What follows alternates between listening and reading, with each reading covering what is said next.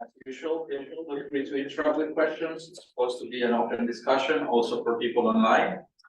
And before we go into your exciting talk, I just want to remind people, anyone who's planning to be in Europe in July, we're organizing a special session on the future of AI. And today is the deadline for abstract submission, so most welcome to submit an abstract if you'd like to be around. All right? Okay, so please take on. Awesome, thank you.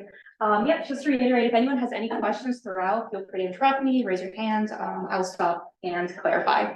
Yeah, so today I'm going to be talking about some machine learning pipelines that are used specifically to classify supernovae in real time. By real time, I mean as alerts come in. So transients are a very interesting field because, as we know, they are not permanent in the sky. Supernovas specifically only last on the order of weeks. And the earlier we can follow up on interesting supernovae, the more interesting physics we can learn from those events. So my research specifically focuses on trying to classify supernovae as early as possible in their light curves so that we can do some interesting follow-up. And the best way to do that in the era of Rubin is through machine learning pipelines. Yes, so really briefly, I'm going to talk about what supernovae are. So supernovae are the explosions from dying stars, and they're so bright that they usually outshine galaxies, which make them very interesting for a lot of different reasons. First of all, they're very high energy. So we learn a lot about high energy physics. They're very great high energy physics laboratories in this time. They synthesize heavy elements such as nickel, and they help quantify cosmological expansion, specifically thermonuclear supernovae. So because we care about the type of star that exploded to give us supernovae, we want to be able to classify these objects as early as possible. Traditionally, we classify supernovae from their spectra. So if you see here, if you see on the left, here are the two main classes of supernovae. The first is thermonuclear supernovae, which come from the explosion of white dwarfs. Because they explode from white dwarfs, which are degenerate, they all share very similar properties, such as brightness and spectra, and they serve as standard candles that can tell us a lot about cosmology. On the other hand, quark-collapsed supernovae come from heavy, supermassive stars exploding, and because of that, they are more varied in their properties. So depending on the progenitor star that exploded, depending on the mass and the type of star, we get different spectra, and therefore different types of supernovae. So for example, here we have a 1b supernovae, which doesn't have strong hydrogen lines, but has strong helium lines. We can also get type 1c supernovae, which have neither. And then we can have type 2 supernovae, which have both hydrogen and helium lines. You can have type 2n, which shows strong circumstellar matter interaction. And we can also have superluminous supernovae, which are extremely bright supernovae, which we don't actually know for sure what the progenitor is. So traditionally, we classify supernovae based on their spectrum, but spectroscopic resources are limited. So an alternative is to instead classify supernovae based on this, which is a light curve. So while supernovae has very precise wavelength information at a certain timestamp, light curves have only broadband photometric information, but at many timestamps. So we have two slices of the same object that we hope we can use to categorize supernovae. Yes, so right now, one of the biggest sky surveys ongoing is the Zuki Transient Facility. It detects about 5,000 to 10,000 supernovae per year. With our current spectroscopic resources, we can follow up on about 10 to 20% of those objects. However, as we prepare for the VRC Rubin Observatory, we expect 200 times more supernovae to be detected per year, so about 1 million per year. Because we don't expect our spectroscopic resources to increase at that same rate, we only expect spectroscopic value of about 0.1% of the supernovae detected by Rubin. If we want to learn interesting physics about the most interesting supernovae, we need some way to isolate those interesting supernovae solely from their photometry so that we can use our spectroscopic resources widely.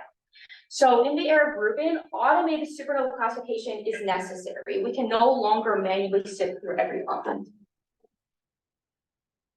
So with any machine learning pipeline, there are certain challenges that arise, and classifying supernovae is especially challenging because of these reasons that I list here. So first of all, our thermonuclear supernovae, supernova 1a, tend to dominate our data set. So here I have the class breakdown of the data I will be using for this wiki transient facility. And as you can see, 75% of our data are from 1A supernovae. On the other hand, superluminous supernovae, which as I mentioned, we still don't know a lot about, only make up a very small sliver of our data set, so about 1 to 2%. When we use machine learning algorithms, we have to be very careful to balance our training set before training, or else that classifier will try to label everything as our most common class in order to maximize performance, in this case, 1A. So that's our first challenge. Our second challenge is that even though ZTF has a approximately 2-day cadence, with any telescope, there is downtime associated with weather or other circumstances, and that yields large gaps in sampling. For example, in our data set, about 10% of our light curves are only observed either pre-peak or post-peak, not both. So being able to handle those partial light curves and classify them accurately is extremely important, especially if we want to classify partial light curves in real time. These last two challenges are specifically for the Rubin data stream. So because we do not expect to have reliable redshifts for the first few years of Rubin, we need pipelines that do not rely on redshift information.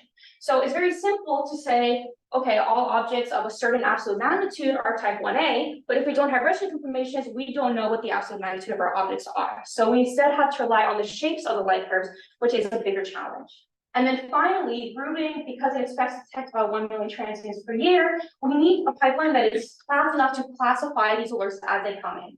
And a nice goal that we've set is to be able to classify each light curve in about 1 second. When you consider Bayesian techniques that are used for fitting, this becomes very complicated. And we have to be very careful with the techniques that we use to be able to classify light curves faster. So a big part of classification of supernovae and most of the accuracy differences actually comes down to feature selection. Sorry. Yes, go ahead. About you just said in about 1 second. Yes. What does that really mean in terms of when photometric measurements are taken? So I guess that will depend on cadence. If you only have 1 point taken every few hours or every few nights, what do you exactly mean by 1 second? This is starting from when? Yes, that's a good question. So the goal is to be able to classify an entire light curve within a second of when we get information about the most recent alert.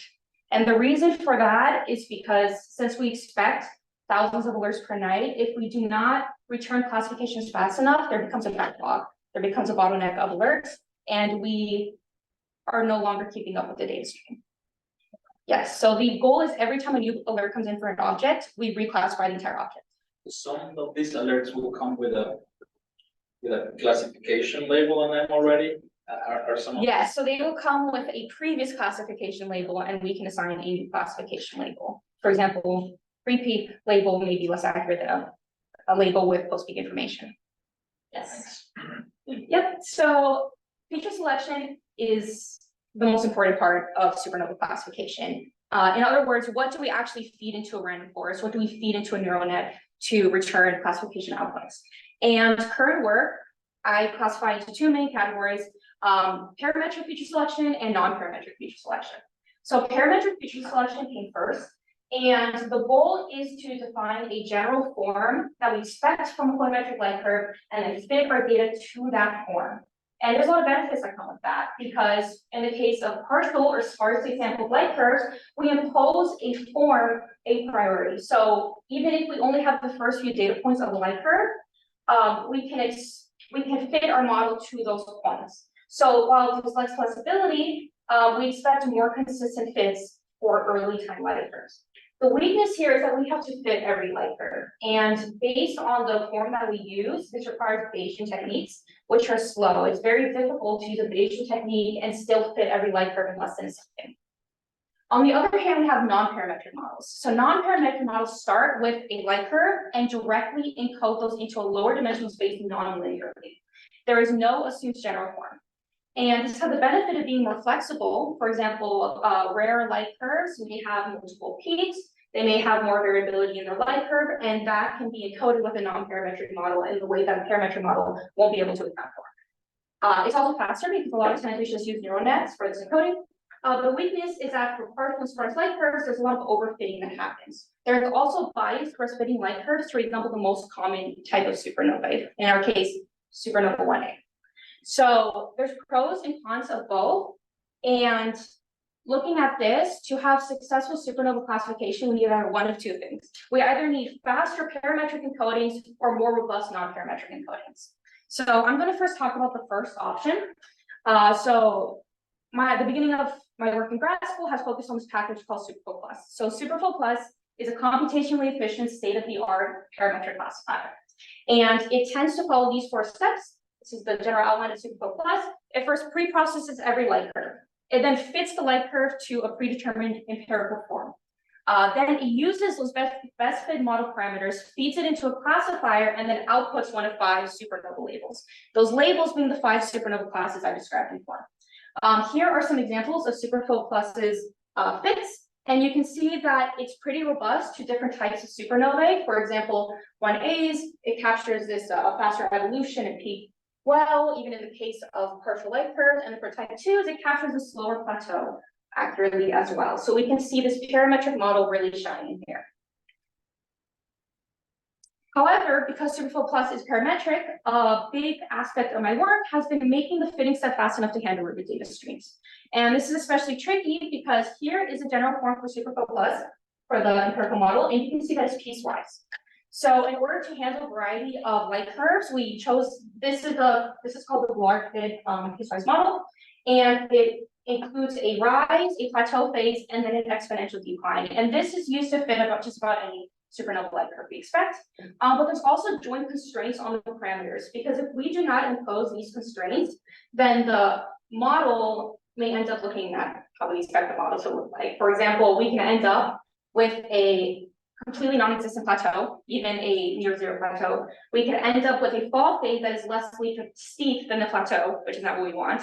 So we have to impose these joint constraints to have our model form make sense, even with sparsely sampled light curves. And one way to help with this is by imposing narrower priors. We can impose narrow priors to speed up Bayesian sampling. And one way we did this is actually to correlate priors between bands. So we expect our R and G band light curves to look somewhat similar. So we correlate the priors of the 2 bands so that the output fits are similar to each other. So this speeds up fitting a little bit, but even then, we had to take some careful measures to decide the best fit Bayesian sampling technique to use.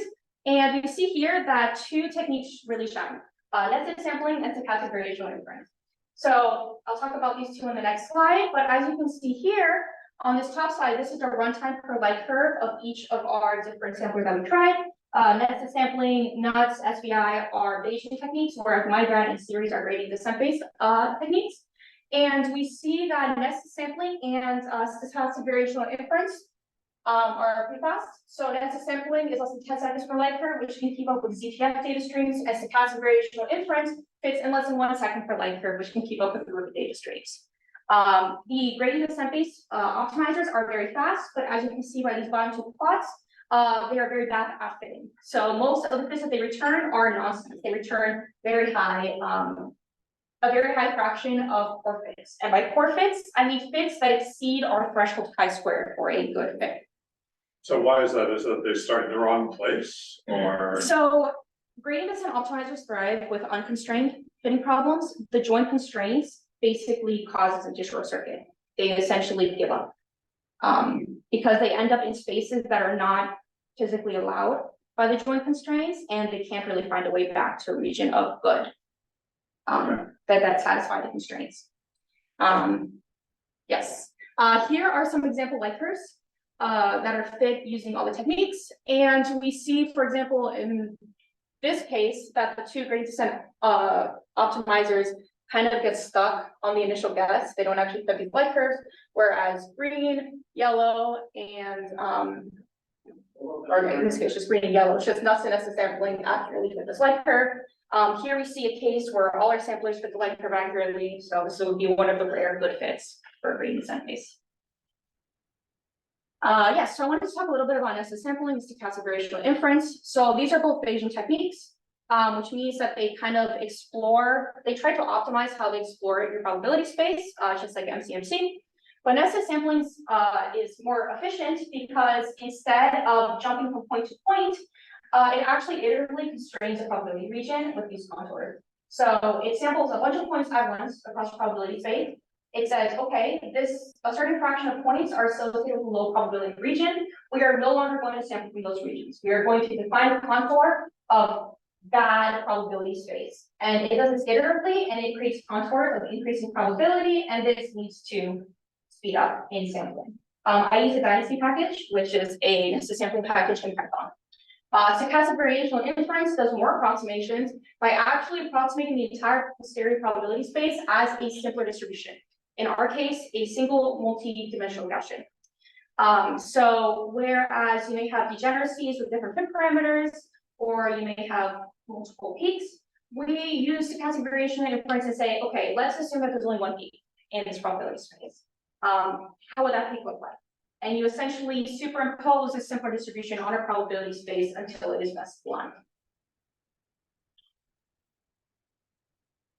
Yes, so then fitting our light curves with nested sampling for ZTF and stochastic variation and inference for Rubin, theoretically, we then trained a gradient boosted machine from our model parameters. And we found the gradient boosted machine outperformed a simple multi-layer perceptron, which is just a series of neurons. And a gradient boosted machine is like a random forest in that it uses decision trees, but it is not like a random forest in that it iteratively selects decision trees instead of in series.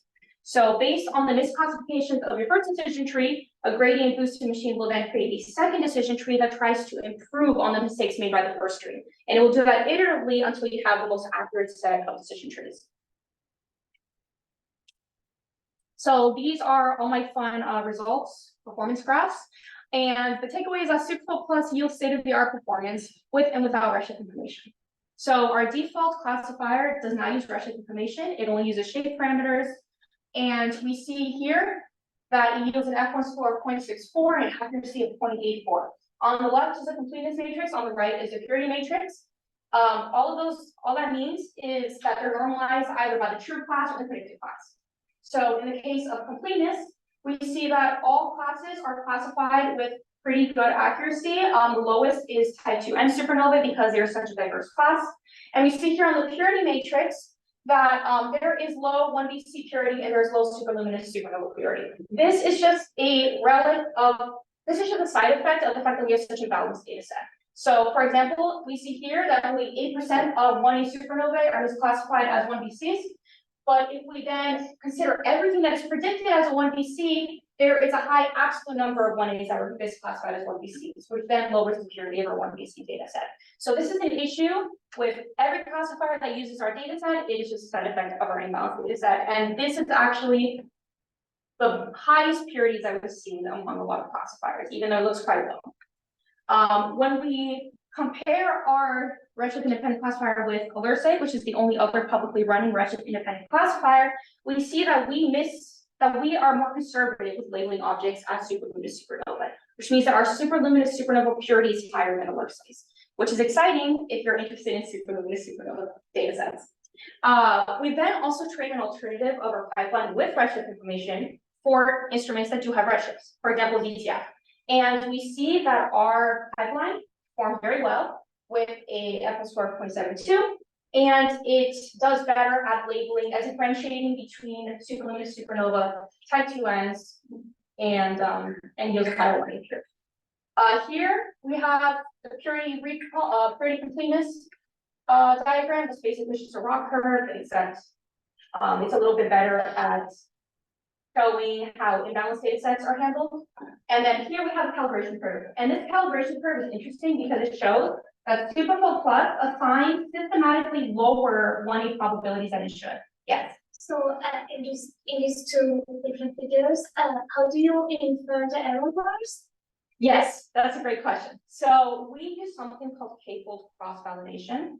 And what that does is it splits our entire spectroscopic data set into 10 even groups. We then train 10 separate models that each use one of those groups as its test set. And we do this so that we do not have to set aside a test set that we don't use in training. So essentially, every single sample is used in training of some models, and every single sample is used as part of the test set, just as a test set of a differently trained model. When we then apply this classifier to new objects, we actually take the ensemble probabilities of all 10 of these trained models. Yes, and then these uncertainty regions are the 80% confidence intervals of those 10 models that were trained with cross-validation. So for each of them, you compute the cross correlation between parameters, and then that would be some, like whatever contours that you want on. Yes. Yes. So here is the calibration curve, and we see that Superphot Plus systematically finds lower 1A probabilities. They're not probabilities because they're not calibrated, as you can see, but it assigns lower 1A outputs than it should if it was a well-calibrated classifier. And this makes sense. We see that it assigns 1A probabilities more conservatively as to try to now lower the 1BC purity too much. So it only assigns a 1A label if it's very sure, hence the high 1A purity. And if it's wrong less frequently, which keeps the 1BC purity up. Sorry, I was wrong. Yes. So the, I don't know much about the alert systems and the brokers and all that, but will you only get alerts that are thought to be supernovae?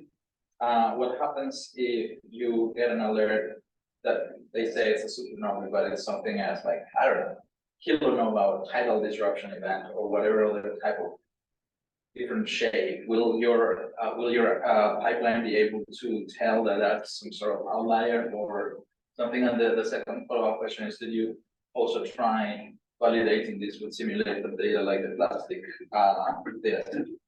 Those are both very good questions. So to answer your first question, Superphot Plus assumes that an object is a supernova before classifying. There is no top-level classifier.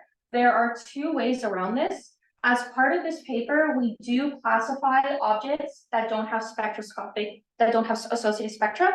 And to do that, we first need to isolate a population of light curves that we think are from supernovae. We do that using Alerce's top-level classifier. So Alerce has a classifier that discerns between transients, stochastic variables, and periodic variables and bogus objects. And we use what Alerce thinks is a supernovae to construct our spectroscopic classified data set.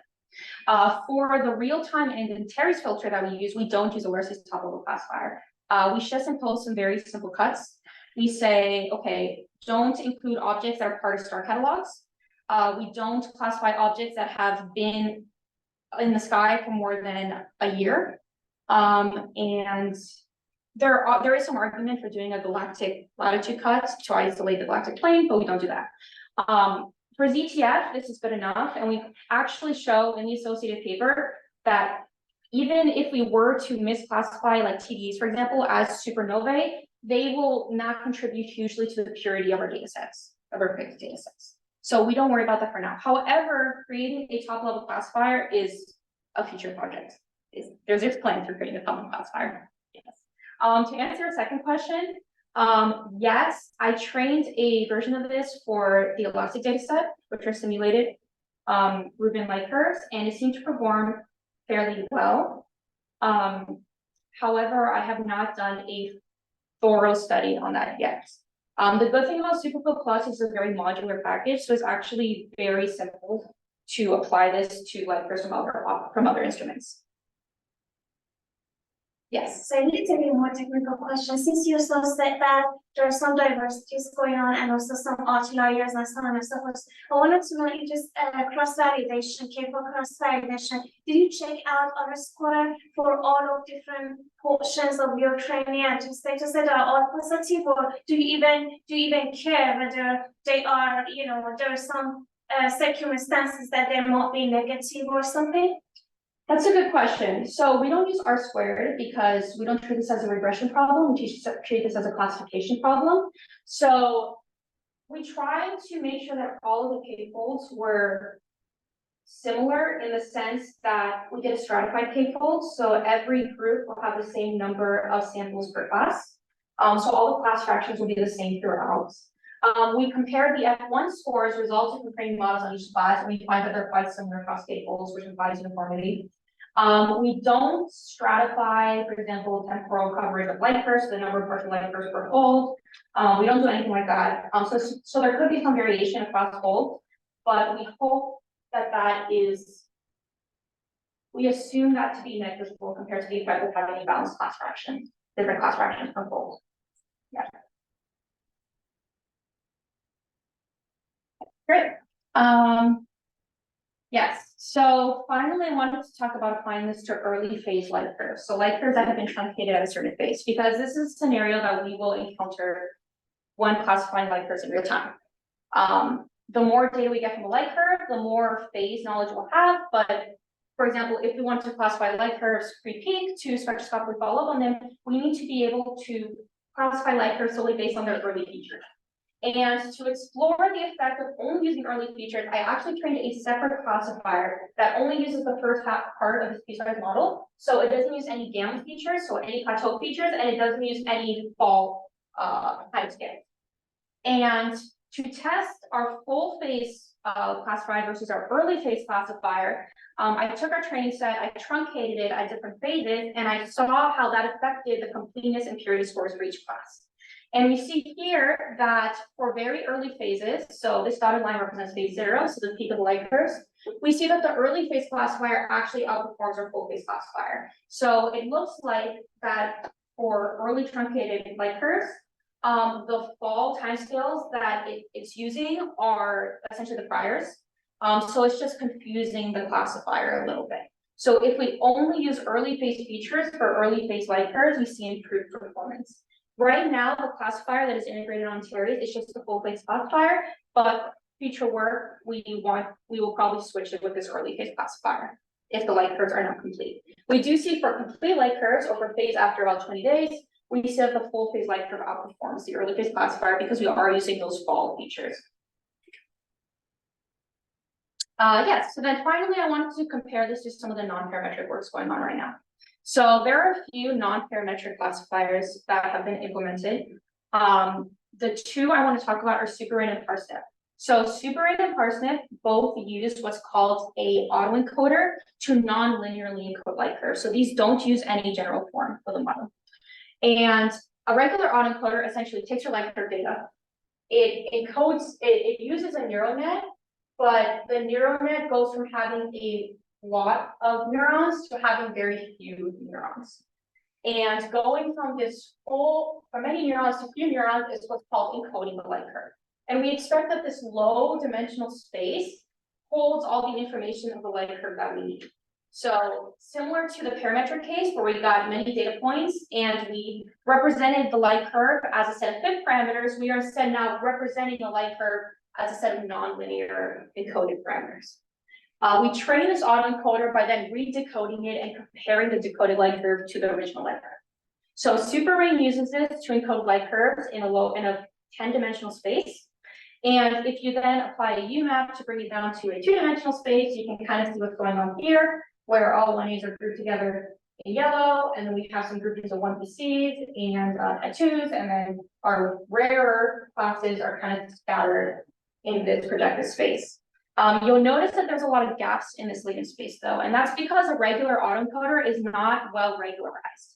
By well regularized, I mean that it's not, if you were to sample a point in your encoded space that was between two light curve encodings, we don't expect that decoding to resemble either original light curve. Instead, Parsnip uses what's called a variational autoencoder.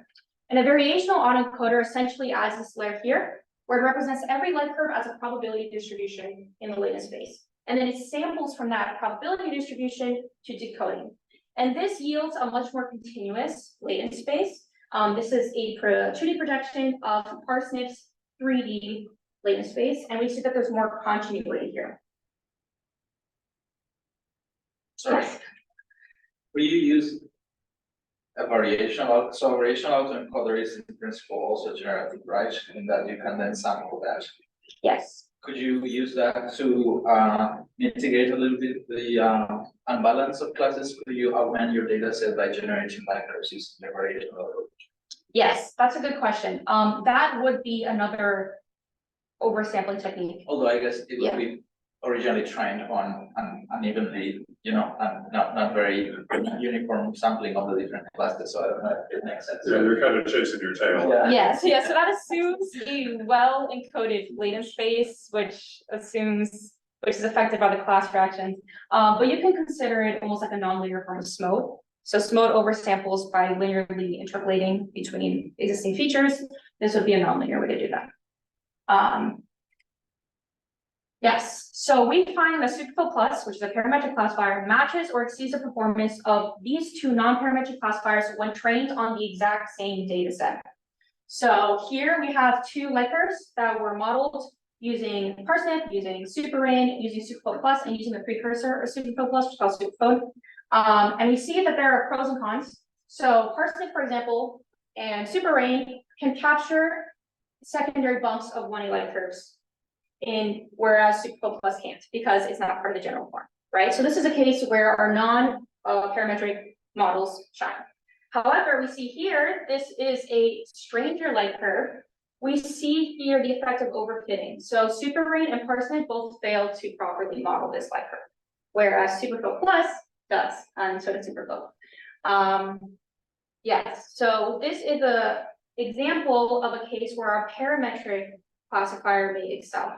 And one case that isn't as clear in ZTF light curves versus Rubin light curves is Rubin light curves are expected to be more uncertain. The observations we expect higher magnitude errors.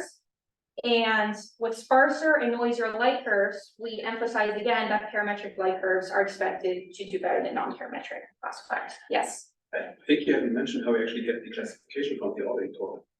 Because the autoencoder will like denoise the light curve. Yes. And how do you end up with the classification? Yes. So each of these pipelines had their own classifiers that use the encoded features. We wanted to do a very apples to apples comparison. So we got the encoded features of SuperRain and of Parsnip, and we fed them all into an identical gradient boosted machine that was used to train Superphot Plus. So we trained all three cases. Yes. So we trained all three with an identical gradient boosted machine. It's just the features are different. Okay. Yes. And so in the autoencoder, what's the vanilla and variational one? Have you ever even thought of using spectral? Even though they are limited. Okay, so that's a good question. So Parsnip is interesting in that it doesn't use spectra, but there's a step in the middle where it actually tries to generate spectra from the latent space, and then it uses physics to convert those spectra into light curves.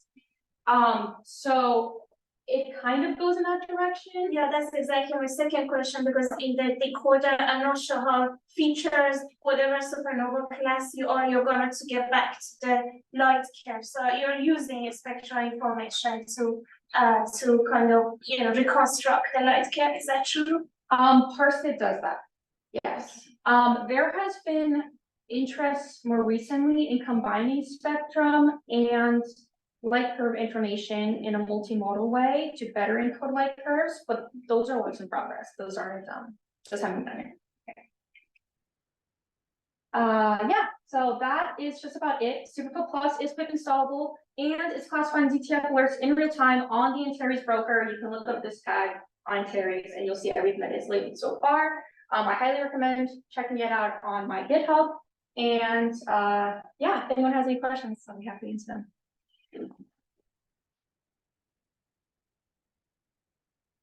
Thank you very much.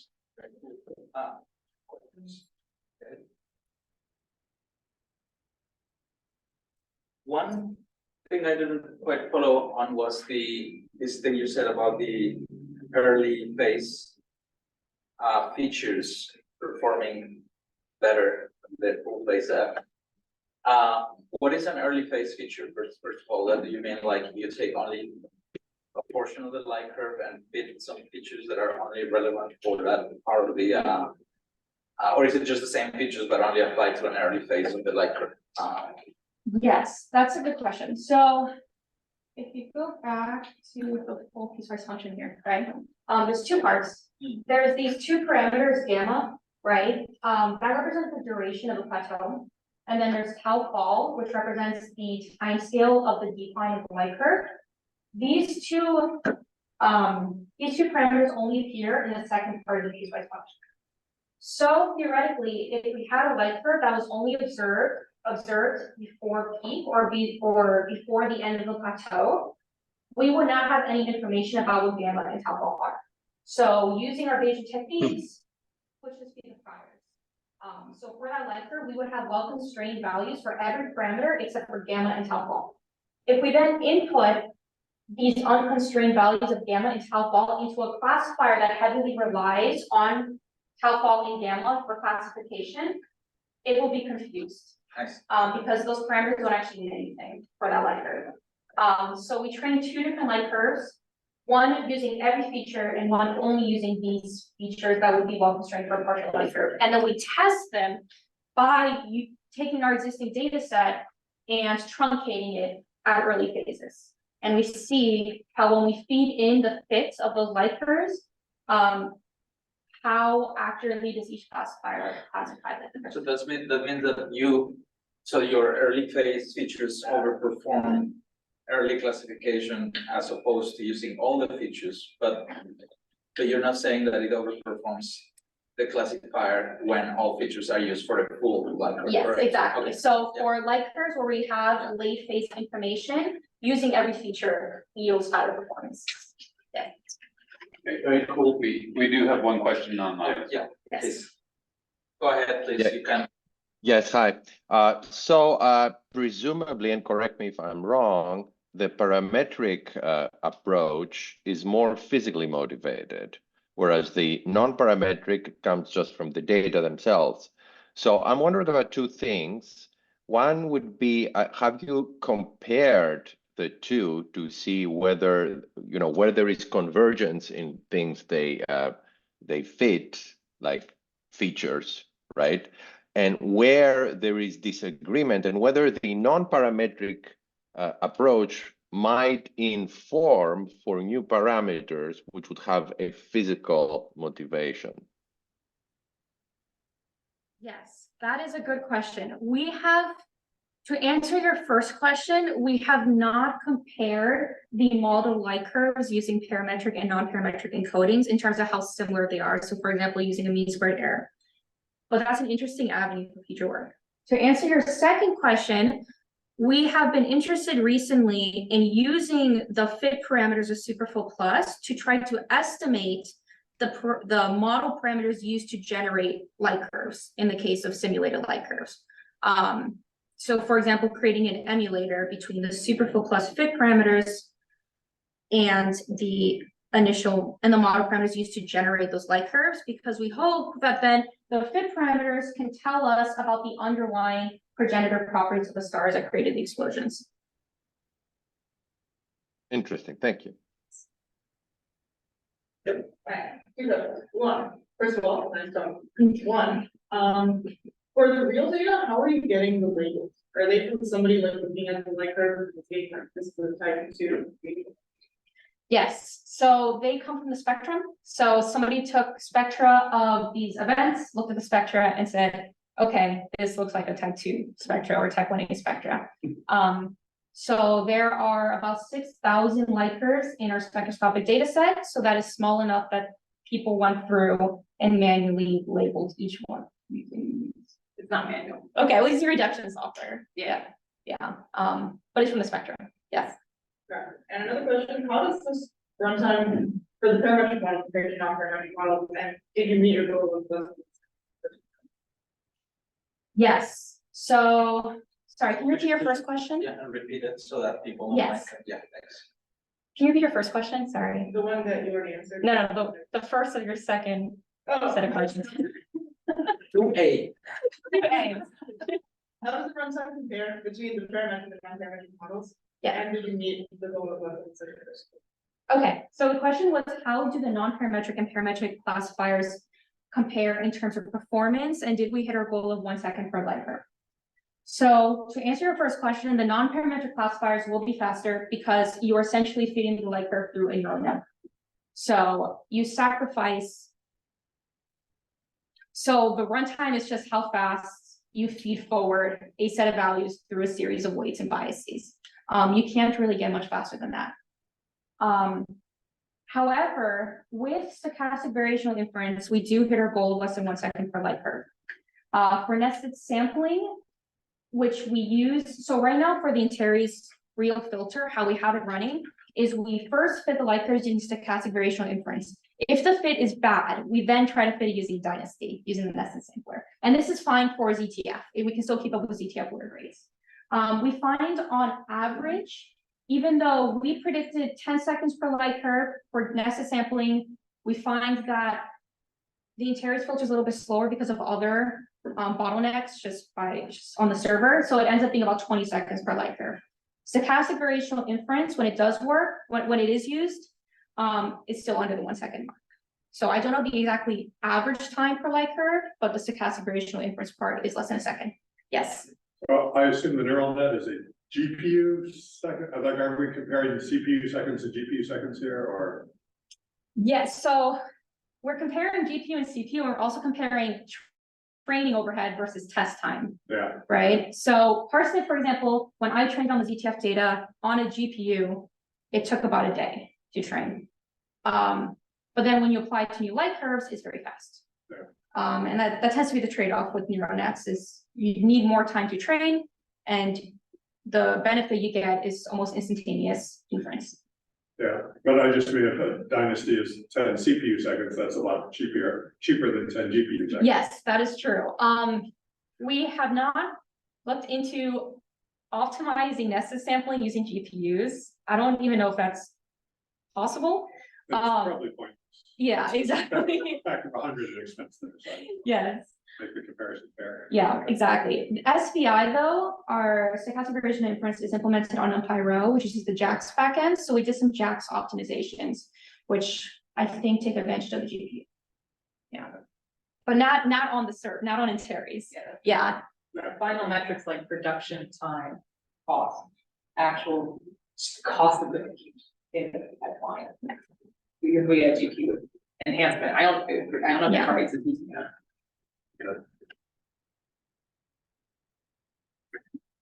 We have some more time for questions, if people have any.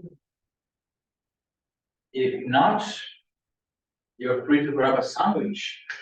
And we have more questions online or anything. No, I was gonna say, I forgot to bring the chips down, but I can run up and get. Oh, okay. People feel like chips. I read in the Guardian that processed food is very bad for your health though, so maybe we want to change. No chips. Anyway, yes, and just a reminder again, there is a special session AstroAI in the AAS meeting in Padua, Italy in July. If you want to submit an abstract, deadline's today. Ashley will be there as an invited speaker. So, all right, well, thanks very much and thank you for a nice.